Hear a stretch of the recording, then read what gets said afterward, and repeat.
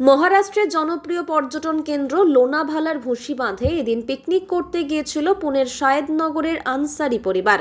জল কিছুটা কম থাকায় নিচে নামে ওই পরিবারের 5 সদস্য, কিন্তু কেউ কিছু বুঝে ওঠার আগেই মুহূর্তে খরস্রোতা নদীর আকার নেয় ওই জলপ্রপাত। এই অবস্থায় জলের একেবারে মাঝখানে আটকে পড়েন একই পরিবারের 5 জন। একে অপরকে আঁকড়ে বাঁচার চেষ্টা করলেও প্রবল জলের তোড়ে মুহূর্তের মধ্যেই ভেসে যান তারা। আশেপাশের লোকজন কেউ কিছুই করে উঠতে পারেনি। এক মহিলা সহ 3 জনের দেহ উদ্ধার করেছে পুলিশ। নিখোঁজ এক বালক ও শিশুর খোঁজ চলছে।